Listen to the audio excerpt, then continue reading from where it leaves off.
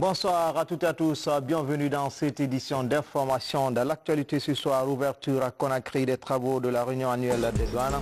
Des mesures sont envisagées pour renforcer le climat des affaires dans le secteur. La sécurisation des recettes fiscales se pose en termes de défi.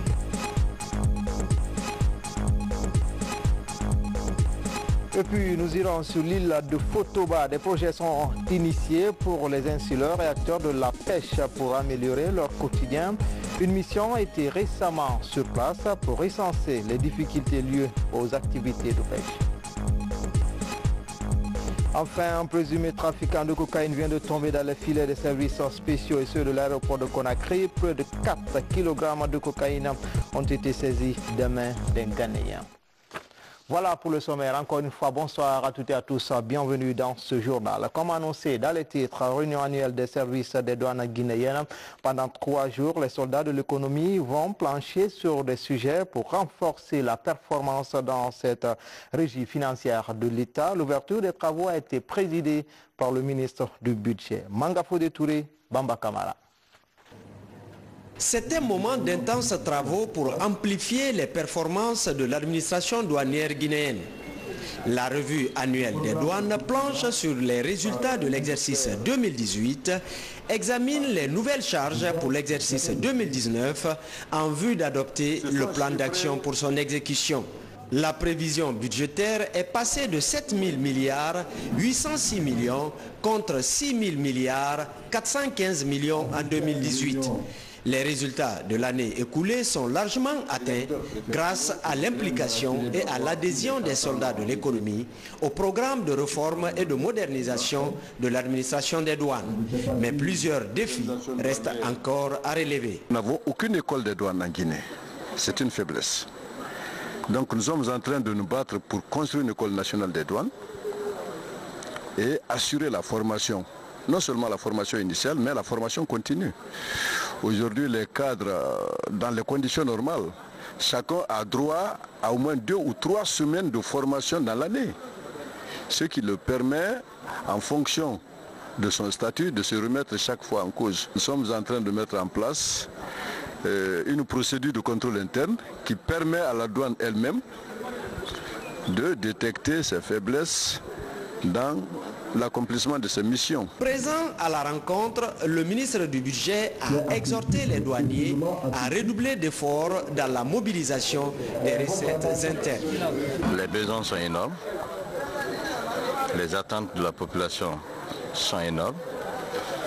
Ils doivent redoubler d'efforts. On a mis fin à tout paiement des impôts et taxes par chèque bancaire et par espèce. Nous sommes dans cette dynamique de dématérialisation des opérations de douane. Autrement dit, les papiers et les hommes doivent devenir moins importants que les machines. Et cette modernisation nous permettra d'accroître sensiblement les recettes des douanes. Au titre de l'exercice 2018, les recettes douanières totales mobilisées par l'ensemble des unités se chiffrent à plus de 7 000 milliards 700 millions. La lutte contre la fraude a permis en 2018 d'obtenir plus de 37 milliards, la saisie de drogue 528 kg de chanvre indien et près de 9 kg de cocaïne, la saisie de devises dont le montant s'élève à plus de 134 000 $ et 500 €, ce qui relève une amélioration dans la lutte contre la fraude en matière commerciale et de saisie de drogue. Les travaux vont se poursuivre pendant 3 jours pour voir naître le plan d'action 2019. La sécurisation des recettes douanières, une nouvelle mesure est prise. Le paiement par virement est désormais le seul moyen de transaction entre opérateurs économiques, régie des douanes et des impôts. La mesure est déjà effective depuis ce 15 janvier 2019. Alpha Yassila pour en savoir davantage. Fini le paiement par chèque bancaire ou par espèce des impôts et taxes chez les grandes et moyennes entreprises. Désormais, les paiements se feront uniquement que par virement à partir des comptes bancaires des clients. La mesure s'applique à tous les paiements des droits de douane. C'est une décision prise par le ministre du Budget dans le cadre des réformes engagées pour la sécurisation des recettes des régies financières de l'État. Aujourd'hui, si quelqu'un a un franc à payer au cordon douanier ou au niveau de la fiscalité intérieure, c'est-à-dire au niveau de la Direction nationale des impôts, on n'a plus besoin de chèques, on n'a plus besoin d'espèces. Vous vous présentez à votre banque avec le bulletin de liquidation que la douane vous a donné ou le document fiscal qui est remis au redevable par la Direction nationale des impôts. Auprès de votre banque, on procède au virement. La mesure de transaction financière dans les régies des douanes et des impôts a débuté le 15 janvier dernier. Les opérateurs économiques estiment que la disposition devra réduire le temps des opérations bancaires. La nouvelle procédure déclenchée par la douane à travers le département permet de faciliter le processus de dédouanement. Ça permet de sécuriser aussi les recettes et je pense que c'est une mesure qui est très salutaire. Aujourd'hui, le virement, ça va directement au compte de la Banque centrale. Donc c'est un nouvel système qui est partout dans le monde entier. C'est ça qu'on appelle Sidonia Wall. C'est ça qui se passe dans le monde entier. Donc aujourd'hui, si la douane guinéenne arrive à nous amener sur ce terrain, on est prêt à les accompagner pour l'intérêt supérieur de notre pays. Le virement par RTGS est un système de transaction entre les banques primaires où sont domiciliés des comptes privés des opérateurs économiques et la Banque centrale. Dans l'actualité également, l'Agence nationale de l'aquaculture et le projet WAP Guinée sur l'île de Fotoba. Une visite d'exploration pour rencontrer les acteurs de la pêche en vue de recenser les difficultés liées aux activités de pêche dans cette île. En Soumani Toumani Kamara, Alia Kamara. Fotoba est l'une des îles les plus fréquentées au large de Conakry. Cet endroit idyllique, plein d'histoire, fait face aujourd'hui à de nombreuses contraintes de développement. La pêche, l'agriculture et l'élevage sont les principales activités des populations des 3 secteurs de l'île. Des activités qui ont du mal à sortir ces insulaires de la pauvreté. Le projet WAP Guinée de la Banque mondiale et l'Agence nationale de l'aquaculture ont sillonné les différents secteurs pour échanger avec les populations sur leurs préoccupations en vue d'un éventuel appui. Nous allons mener des réflexions pour voir quels sont les axes sur lesquels on peut intervenir, les axes d'urgence qu'on peut, les interventions d'urgence qu'on peut mener dans ces 3 sites. De Fotoba à Tamara en passant par Ogbané, cette mission d'exploration de WAP Guinée s'est rendue sur les différents sites d'activité des populations. Sur cette merveille naturelle du pays, la rareté de l'eau potable et l'absence de projets d'appui aux activités rurales sont de véritables préoccupations. Le pays, tout est gâté. Tout est gâté, vraiment. On a 3 forages ici, mais tout est gâté ici. On a l'espoir à pratiquement. Grâce à cette visite, les communautés ont pris conscience qu'on s'intéresse à leurs problèmes communautaires, problèmes d'eau, problèmes au niveau de l'agriculture, au niveau de la pêche, vraiment tous leurs problèmes quotidiens. En attendant, l'île de Fotoba bénéficie depuis 3 ans de l'accompagnement de bénévoles réunis au sein d'une plateforme dénommée Projet Fotoba. Parmi les acquis de leur intervention sur le terrain, la mise en place d'une cantine scolaire avec le développement du maraîchage, le ramassage des déchets plastiques pour la propreté et contre de l'argent dans une approche, une île propre et 0 plastique. Hier, le ministre des Télécommunications était devant les médias. Moustapha Mami Diaby est revenu sur les grandes réalisations dans le domaine des NTIC ces dernières années en Guinée. Mais qu'en pensent les citoyens? Notre reporter a promené son micro dans les rues de Conakry. Suivez. Là où je suis comme ça, là, j'ai des téléphones Android. À travers de ça, je me connecte pour capter des informations partout dans le monde. Donc vous voyez, à part de ça encore, il y a beaucoup d'autres choses qui ont évolué encore. Donc le secteur des télécommunications par rapport dans les années 2001-2002, c'est incomparable. Quand on prend la téléphonie même dans le secteur des entreprises, c'est un point aussi qui a beaucoup avancé parce que la majeure partie de nos entreprises évoluent avec l'utilisation de l'Internet à haut débit, avec la fibre optique. Donc tout ça c'est vraiment une bonne chose dans la mesure où chacun y gagne son intérêt, chacun tire profit. Je vis de ça. La télécommunication, que ce soit les réseaux téléphoniques, l'internet, tout et tout. C'est accessible maintenant. On ne peut pas vivre sans ça. Les affaires, tout et tout. Mais moi, ce qui me dérange beaucoup, au niveau de la télécommunication, surtout par rapport aux réseaux téléphoniques, là, c'est les tarifs. C'est trop cher. C'est trop cher. Les tarifs sont trop chers. Je vais vous donner un exemple pratique. Je ne sais pas, les entreprises de téléphonie disent qu'il faut payer les taxes de télécommunication à l'État. Mais déjà, même le citoyen lambda n'est pas éclairé par rapport à cette tarification-là. Avant, on avait du mal à communiquer dans ce pays. Le réseau était très limité. Tout le monde n'avait pas accès au téléphone. Mais aujourd'hui, la majeure partie de la population guinéenne possède un téléphone ou deux. Les gens ils communiquent aujourd'hui très facilement à travers le pays, le monde. Vers la validation d'une nouvelle politique nationale de la formation continue des enseignants, à Mamou, les acteurs se sont donné rendez-vous pour rédiger un document qui sera adapté aux nouvelles exigences. C'est une initiative du ministère de l'Enseignement technique à travers la Direction nationale de la formation et du perfectionnement. Komara Moussa. L'enseignement technique et la formation professionnelle du pays ne disposent encore d'aucune politique définie en matière de perfectionnement et de développement des personnels. Cette rencontre de Mamou est l'occasion pour les acteurs d'approfondir leurs réflexions en vue d'élaborer un document reflétant les exigences de formation du moment. Il faut un suivi. Et là, le peu qui est là, il faut quand même les former pour les mettre au niveau, parce que le temps change, la science, tout change dans la vie, la science évolue. Donc il faut maintenant chercher à trouver un document pour le perfectionnement de ces enseignants-là. Le document produit pose le diagnostic réel de la formation continue, le rôle de l'enseignant et les référentiels du perfectionnement.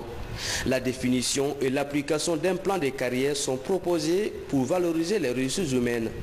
Une première dans le secteur. C'est pourquoi je salue cette initiative de la Direction nationale de la formation et du perfectionnement des personnels de notre système, particulièrement de notre secteur, qui entend résolument faire des institutions de formation un cadre de développement et de perfectionnement des ressources humaines pour en faire le moteur du processus de qualification de la main-d'œuvre guinéenne, capable de s'investir sur les différents chantiers ouverts par le chef de l'État, le président de la République, le professeur Alpha Condé. Cette rencontre de Mamou est aussi une aubaine pour les acteurs de se pencher sur la supervision pédagogique dans les écoles normales d'instituteurs. L'objectif étant d'améliorer la formation initiale des élèves maîtres dans les ENI. Dans les ENI, si la formation initiale théorique se passe en institution, la formation pratique se passe dans les écoles associées. Donc il doit y avoir un engrenage entre la formation initiale et la formation pratique. Et de l'autre côté, il y a encore une cohérence à mettre entre la formation initiale et la formation continue. À l'enseignement technique, le personnel formateur est vieillissant. Ce document de politique nationale pour la formation continue des personnels prend en compte tous ces aspects. Dans les prochains jours, il sera soumis au gouvernement pour validation et pourrait être un brevet pour la qualification des formateurs du primaire et du préscolaire. Un nouveau concours du meilleur projet de création de start-up. L'opération a été lancée à Conakry, dénommée Challenge Start-up. Ce concours va créer l'émulation entrepreneurs dans la création de leur premier projet. Tierno Maroufba, Younoussa Tawel Kamara.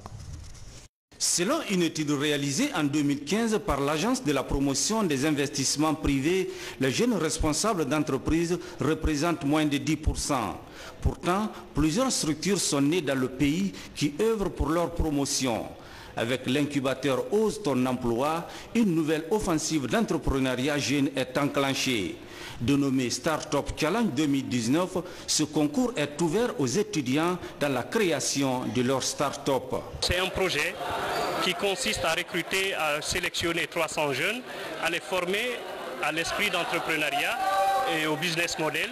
Et suite à cela, ils vont travailler sur leur modèle économique et nous déposer. Et nous sélectionnerons 75 et qui feront par la suite des compétitions de projets et qui recevront de nouveau des formations. Avec les gens avec lesquels on a travaillé, on peut présenter ce projet à ce concours.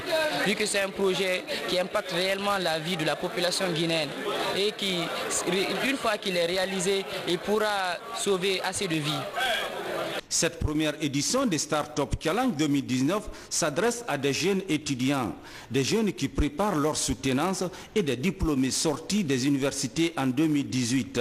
L'entrepreneuriat aujourd'hui est au cœur de toutes les discussions concernant l'emploi, mais quand on parle d'entrepreneuriat, il faut aussi parler surtout de l'accompagnement. Et c'est pour ça que l'incubateur est important, parce que l'incubateur permet aux jeunes d'avoir toutes les compétences, de se préparer pour leur futur, comme on dit, entrepreneuriat qu'ils veulent réaliser. Au terme de ce challenge, les 5 meilleurs projets seront primés et accompagnés par l'incubateur Ose ton emploi pour la création de leur emploi.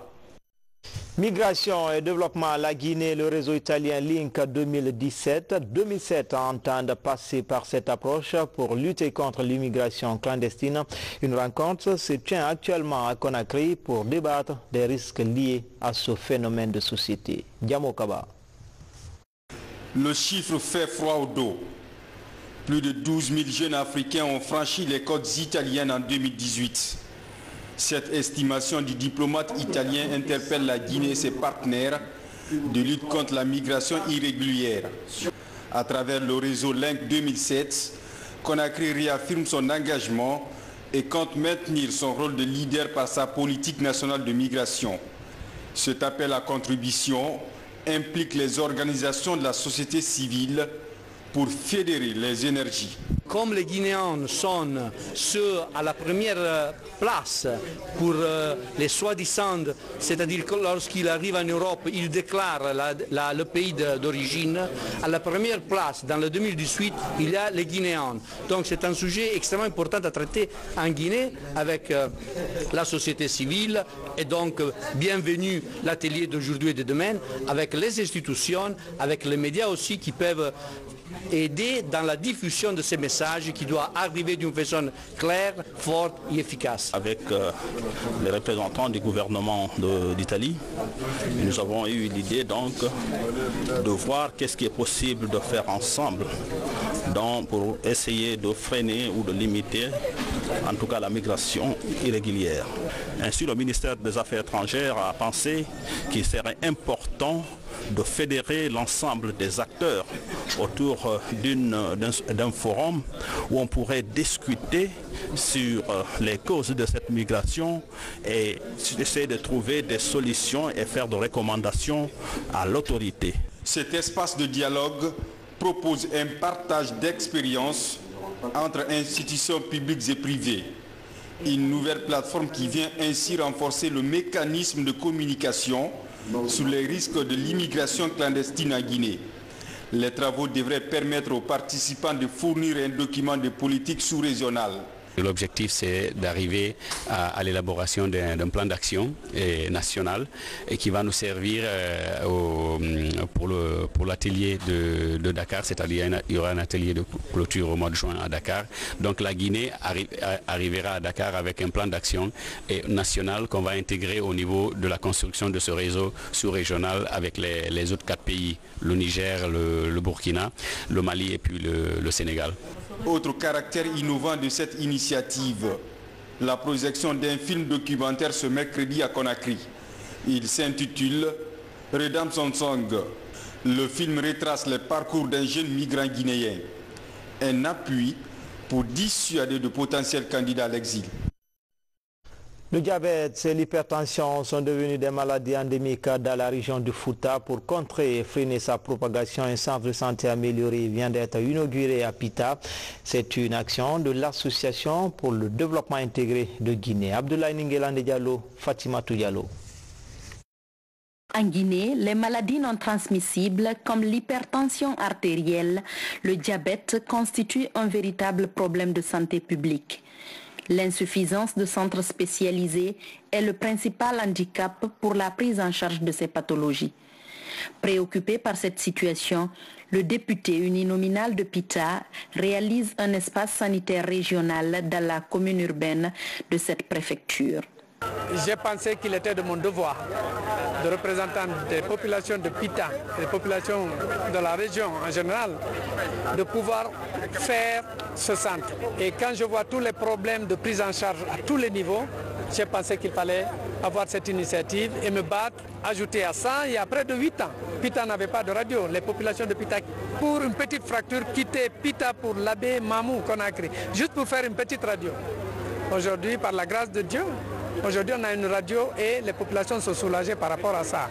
Le centre hospitalier Espace d'Espérance Santé de Pita est doté d'équipements de dernière génération. Ces équipements vont répondre aux besoins des collectivités locales. Le diabète, l'hypertension artérielle et les infections bucco-dentaires sont entre autres pathologies qui seront principalement prises en charge dans ce centre. On parle de l'avenir radieux d'une nation lorsqu'elle a un capital humain. On ne peut parler de capital humain lorsque les populations sont en bon état de santé. Alors, c'est une profonde gratitude qu'on exprime à tous ceux qui sont investis pour la réalisation de cette infrastructure sanitaire. La réalisation de cette infrastructure sanitaire devrait permettre aux populations guinéennes de bénéficier des soins de qualité. Une initiative qui cadre parfaitement avec les priorités du ministère de la Santé et de l'Hygiène publique. Si vous voyez aujourd'hui le nombre de passagers, le nombre de personnes qui se déplacent pour aller à Conakry à la recherche de certains soins que nous pouvons maintenant disposer au niveau de cette clinique médico-sociale, à savoir en termes de diagnostic, les capacités de diagnostic, les appareillages qui sont là aujourd'hui pour faire le diagnostic. Je pense que c'est vraiment une structure de référence au niveau préfectoral. Selon les rapports épidémiologiques de la Direction nationale des grandes endémies et de lutte contre la maladie, chaque année, la Guinée enregistre plus de 1000 cas de diabète, 600 cas d'hypertension artérielle et plus de 2000 cas de traumatisme. Les mêmes statistiques indiquent que plusieurs décès sont causés par les maladies non transmissibles. Autre titre de l'actualité, près de 4 kg de cocaïne saisis des mains d'un Ghanéen à l'aéroport de Conakry. C'est un coup de filet réussi par les services spéciaux et ceux de l'aéroport. Le présumé trafiquant a été présenté à la presse. Le point avec Alphaïsia Gaba.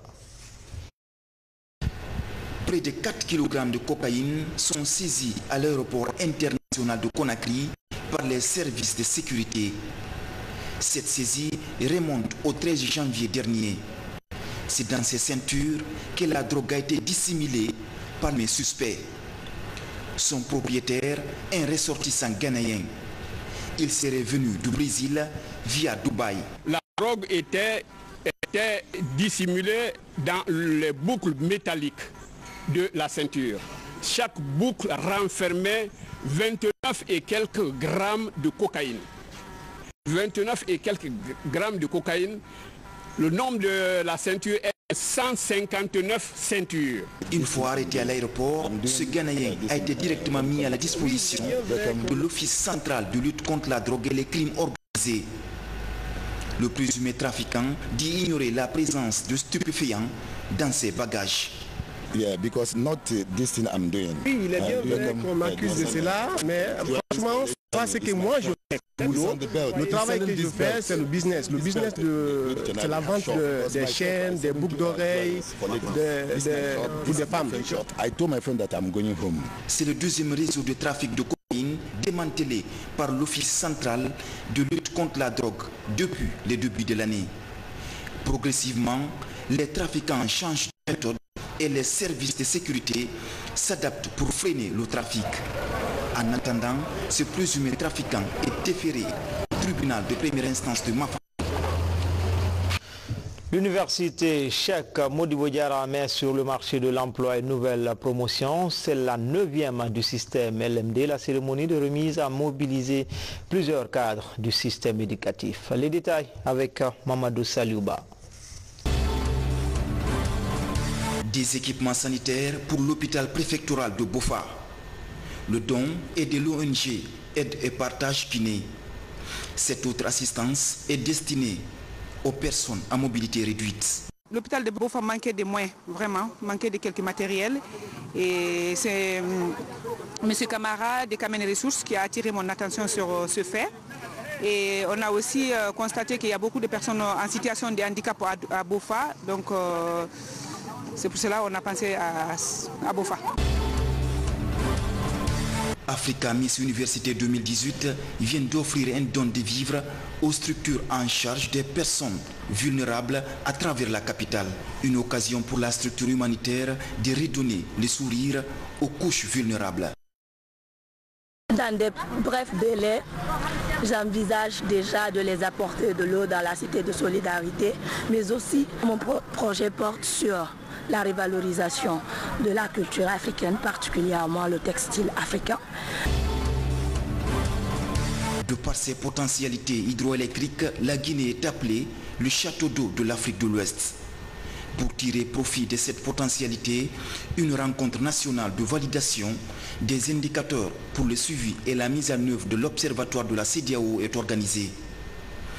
Cette rencontre entre les acteurs de l'énergie et l'environnement devra permettre aux utilisateurs de bien améliorer et planifier la gestion des ressources en eau. C'est le château d'eau de l'Afrique de l'Ouest avec beaucoup de ressources en eau, surtout dans le cadre des bassins partagés. On a 14 bassins internationaux partagés avec les autres pays. Et si le renseignement de ces données qu'on va fournir au niveau de l'observatoire qui est déjà mis en place par la CEDEAO ne sont pas fiables, ça fera défaut par rapport à toutes les programmations qui vont se faire.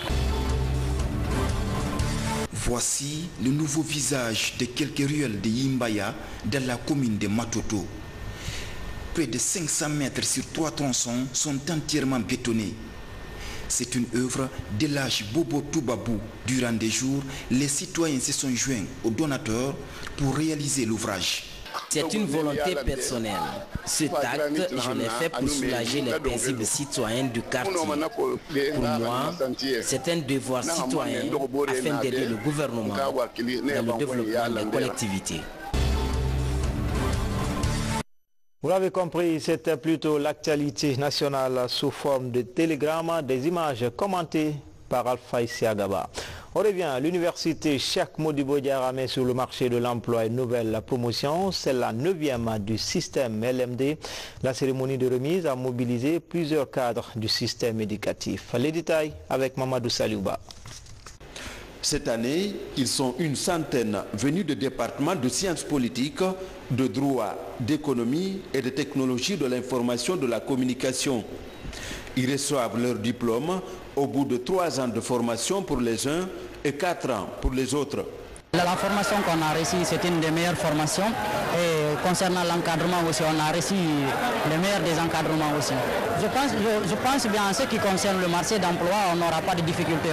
Non seulement, à mon avis, au niveau du marché d'emploi, là-bas, c'est la capacité qui compte. Nous exigeons ici que les professeurs, le diplôme minimum soit le master.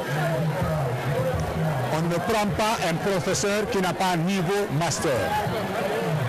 Donc, ou vous avez le master, ou vous avez le doctorat, ou bien vous êtes professeur. Cette promotion 2019 porte le nom de Lamine Girassi, du nom du président directeur du groupe Adafo Média. Parmi les récipiendaires, certains comptent poursuivre la formation pour mieux faire face au marché de l'emploi. Beaucoup d'étudiants sortent souvent, on se dit, on se lamente, il n'y a pas de boulot. Mais qu'est-ce que vous faites dans ce sens-là, vous-même, pour vraiment vous imposer? Je pense que c'est d'abord la première des choses à faire, se battre. En tant que ministre de la Jeunesse et de l'Emploi des jeunes, nous serons disponibles à accompagner ces jeunes en termes de renforcement de leur employabilité, en termes de renforcement de leur capacité et bien sûr leur ouvrir des pistes pouvant leur permettre de s'approprier de quelques outils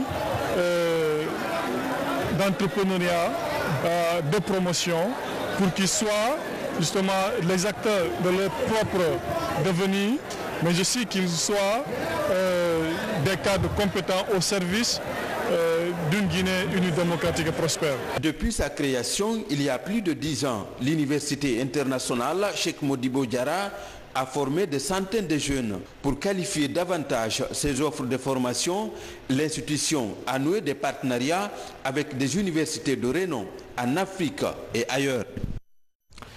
Cérémonie de lecture du Saint-Coran à la mémoire de la sœur du président Condé. Elle est initiée par les populations de Kintignan, préfecture de Sigiri.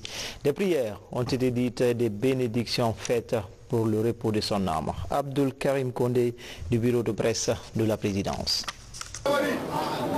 Les citoyens de la sous-préfecture de Tintignan, préfecture de Sigiri, ont organisé un sacrifice pour rendre un dernier hommage à la grande sœur du président de la République, Yadiaba Condé. Cette cérémonie a regroupé les militants et sympathisants du RPG, du Rassemblement du peuple de Guinée.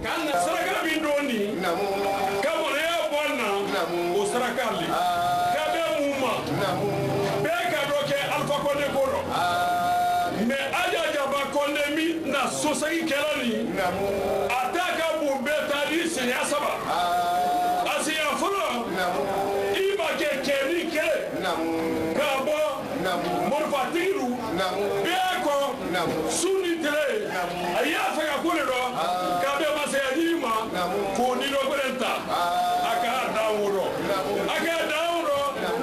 ake kele miyabro okiro kasraka koni Alpha Kodeko, Kiro Akofe, Akekil Fara, Do Mafago, Do Sigla, Akumbe Setorado. Le maire de la sous-préfecture de Tintignan a rendu un dernier hommage à la grande sœur du président de la République, professeur Alpha Condé. Canable en 2018, fin 2018, président Kellen voulait faire pour le président. Comme même la bouleta, il y en a combien qui voulaient, comme il allait bouleta, à 26 là, comme même. Dans sa caméra, n'a pas l'air de casser la table pour libre, en cas de massacre au temps. Les citoyens de la sous-préfecture de Tintignan, préfecture de Sigiri, à la fin de la cérémonie, ont béni pour la paix, le développement et l'unité nationale, garant du développement de la Guinée. Page noire en plus bref et en image après son rapatriement de Tunis à la levée du corps du désormais ancien directeur général de la radio rurale de Sigiri s'est déroulé ce mardi soir à l'hôpital sino-guinéen. Parents, amis et collaborateurs étaient massivement mobilisés pour lui rendre un dernier hommage. L'enterrement est prévu demain à Sigiri. Le fils du défunt est au micro de notre reporter Lancé Kamisoko.